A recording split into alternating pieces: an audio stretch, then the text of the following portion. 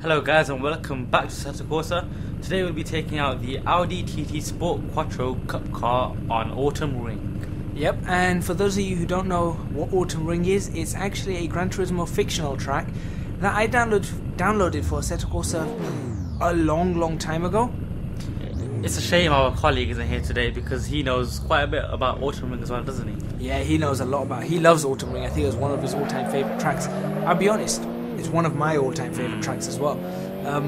And I just thought it'd be nice to take it out for a spin on something very different. So we're not in Gran Turismo, despite Gran Turismo signs being everywhere. We are still in Assetto Corsa, don't worry about that. And we're not really reviewing the track, even though it is quite a nicely made track, I have to admit. I mean, just taking a look at it, you will say that's quite a nicely made track. I was so occupied looking at the car, I just didn't look at the track. But yeah, it's actually a well-made track, isn't it? Yeah, it is. Is the track itself a mod? Yes. Okay. Yeah. It's fake. It doesn't even exist in real life. We'll put the links for all of this in the description anyway. If I can find the link for the track, I don't even know if it's still around. But yeah, we're going to be looking at the Audi TT Sport Quattro Cup car, like you said. And as usual, we're going to do it just the same way as we always do it. Specs. We'll have the replay in the corner, we'll go with the specs, talk about what the mod includes, who's uploaded it or developed it, and then we'll talk about what we think about it. So, of course. So we'll start off with the weight. It's quite a light car actually. It only weighs 1,125 kg, doesn't it? Yeah, I mean, I think that's probably shaving probably about 100 kg off the actual car, I'm guessing. I'm guessing it must be around 1,200 kg from the original. Perhaps something like that, yeah.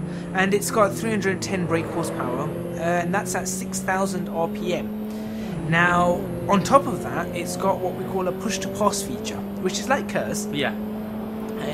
Except, I believe it doesn't recharge every lap. Okay. And it does recharge over time, but I think you can also use it whenever you want. That's awesome. So it's a bit different in the and it gives you 30 extra brake horsepower. Yeah. So you'll be pulling 340 brake horsepower when you are using that system. Now I did try it in this video. Yeah. And it does make a difference. Yeah, it really does. You actually do feel it as well, don't you? Yeah. And you hear it, you feel it, and you definitely see it. The car picks up a lot faster than you'd expect when you have that button pressed. Yeah. And with the torque figure, it's 410 Newton meters of torque. That comes in around 4 to 5,000. Now with the torque, I noticed on the graph, it was quite linear, wasn't it? And then towards, I think, what was it? Was it 3,000 or something? It sort of came up as a nice little curve, and then when it got to around 3,000, it started flattening, and then it became almost horizontal. Exactly. At about 4,000, so 4 to 5,000, it's the same torque all the way through. Yeah. Then it drops off ever so slightly, and then around 6,500, it just sort of drops. That's basically the peak figure where you can literally shift. Yeah, I think the best shifting for this car was around 5,500 to 6,000. I think that was the peak shift, because that's where you got the most power and you had the most torque on it as well. So I think that's around what you get. And with all that, you managed to get 0 to 60 in 5 seconds. So it's not a fast car in terms of acceleration. Yeah. But it's not slow. It's racing style. It's decently quick. Yeah, it's decently quick. And that gives you also with a top speed of just over 155 miles an hour. So that's not a bad top speed either. It's an okay speed, yeah. Yeah, and that comes from, what's the engine? 2-litre TFSI engine. Yeah, with 2 bars of turbo. So it's got a, I think you'd probably call that a mid-range turbocharger, 2 bars. So that's pretty much the specs of the car, and this is in its inaugural season, so there's not that much in the way of historical information or anything about this car. It's a brand new thing. Brand new series. It's designed just like, do you remember that Seat Leon? Yeah. Oh yes, I remember. Car? That's pretty much same. It's the same kind of thing. I love this round part. I was just gonna say it looks really nice. I love it. I would love to just go around that. In Gran Turismo, I actually drifted a really old Ferrari around that, completely by mistake, but it was the most fun you could possibly have in Gran Turismo. Don't suppose it's a Ferrari F40, is it? No, it was a Ferrari P4/5. Far older than an F40. Wow. Sorry, not P4/5. That's it was a P330. Even older than that. Was that the one with the long bonnets? Really long bonnet, GT race car. Yes, open. It had an open roof. Very old car. Race car. Very rare. Legendary car that was. Legendary cars, yeah. So, But anyway, that's a Ferrari. We're talking about Audis here. But that's the specs for that done anyways. That's out of the way. As I understeer, and we'll talk a bit about the understeer in a bit. Yeah. But what else have we got? Well, it was uploaded by Syncmaster. Okay. And I believe we've reviewed one of their cars before, haven't we? one of his, it's the International Formula Racing one. Okay. I forgot what it's called, but it's a really nice car. The first one that was done, and the people who worked on this, one of them's quite popular. We know that Tommy78. Yes. We know that name. He's actually one that also worked on the Seat Leon. Okay. So you will see similarities in some of the work, and people like Lucas Mollman, who worked on the sound. So there's him as well. So again, same kind of people. So it looks like that's one team now. Yeah. That seems to be just like we've got Formula Corsa teams. It looks like that's become one team, and it's a solid team, I think. Okay. The pack itself includes the car with 19 liveries, all from the 2015 season, so this season. It's a shame they don't have the guest liveries included, isn't it? Yeah, because one of the guest drivers for this is Tanner. And if you guys watch American Top Gear, Tanner is one of the presenters on there, and he is a racing driver as well. And of all the Top Gear presenters and everyone over all of Top Gear, and at this point I'm actually including Clocks and May and Hammond here as well. I would say that Tanner is probably the best at racing out of the lot. He's very, very, very good at what he does.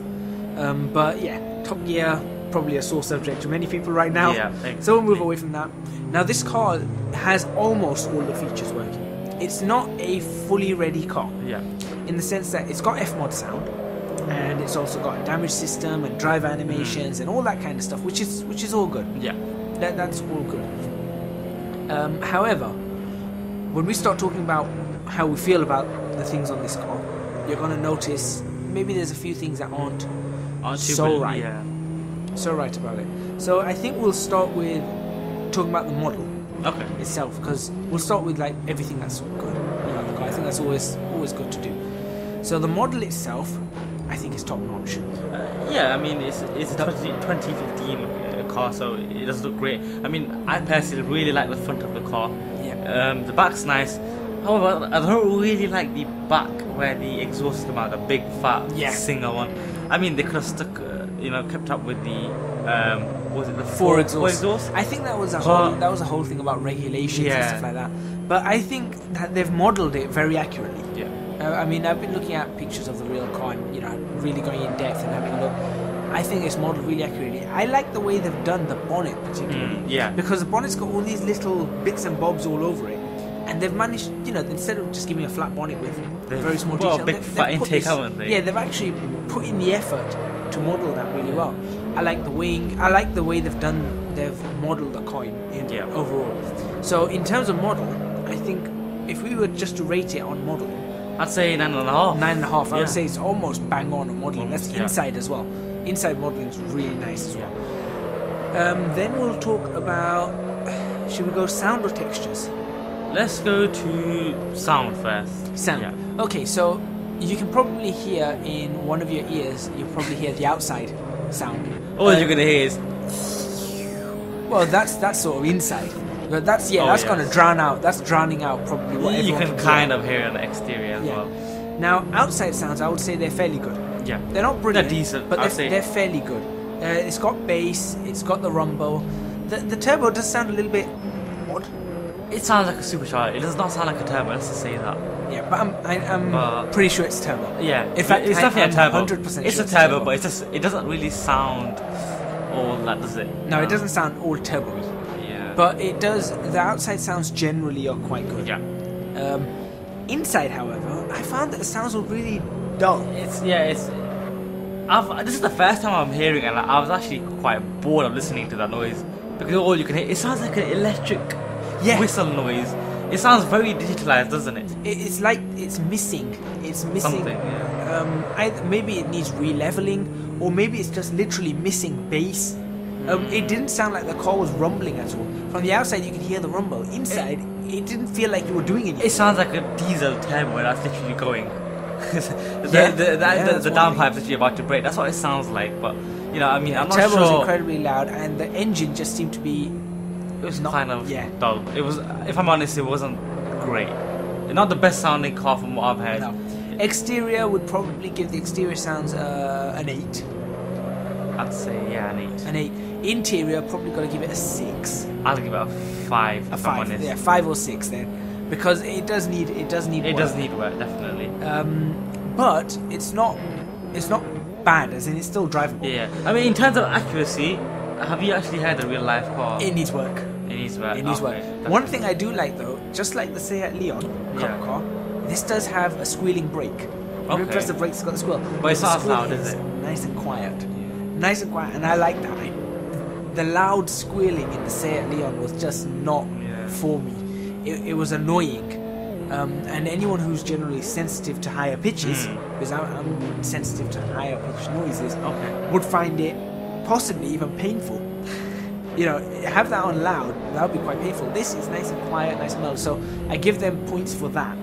And I give them points for actually having some of the sounds in there. So it's not bad, but it needs a lot of work. Definitely. And I think that brings us on to the textures. Now, outside textures, again, we'll start with outside. Yes. They're not amazing. I'd say brilliant. They look pretty good. But they're pretty good. Yeah. I mean, they're not the quality of some of the textures we've seen. Yes. Over mods. But they are better than a lot of the mod textures that we've seen on, lesser mods or something like that. Mods that we generally don't review. So what rating would you give it? In terms of accuracy and the accuracy, they're accurate. It's spot on, the textures are very, very accurate.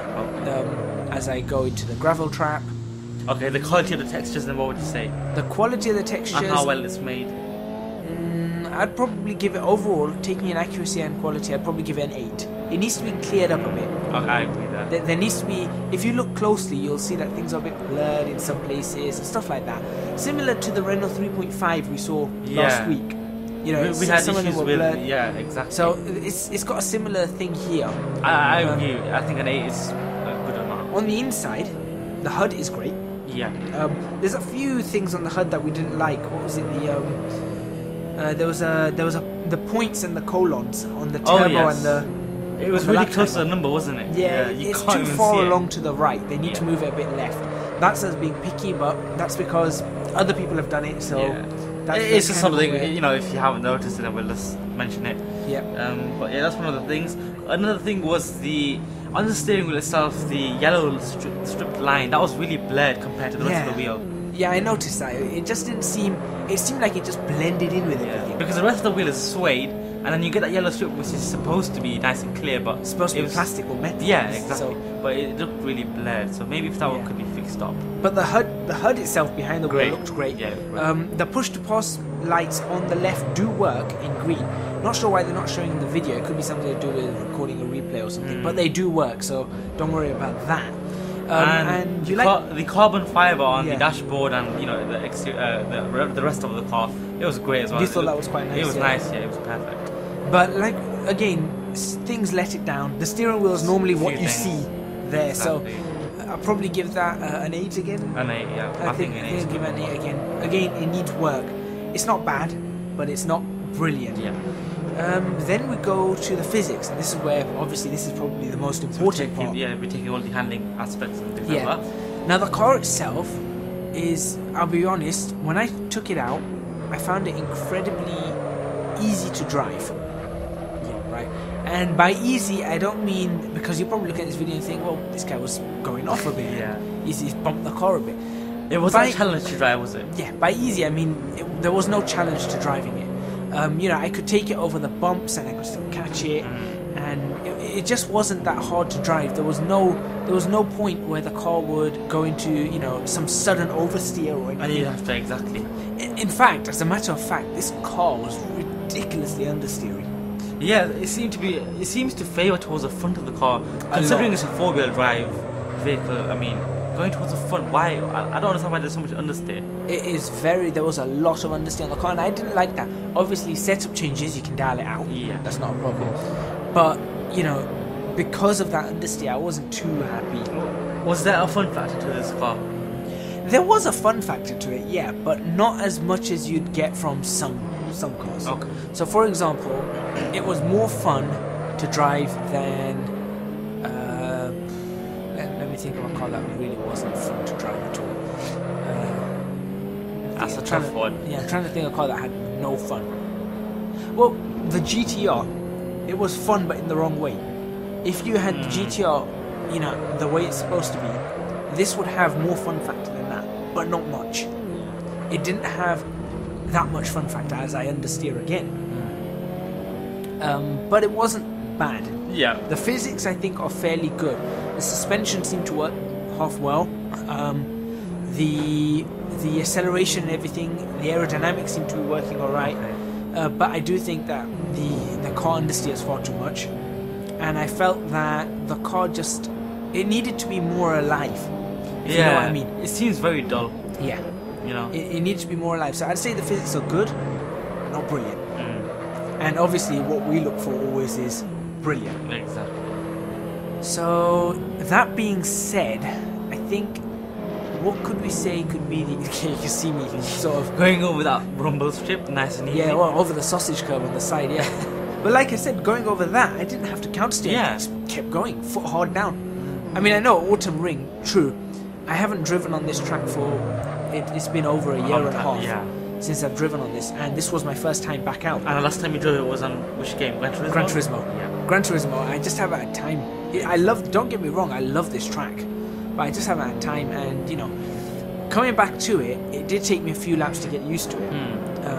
But that being said, overall, I think I did quite alright. And taking over the bumps. I really like the track. You know, it looks amazing. So, giving an overall marks to this car, What would you say?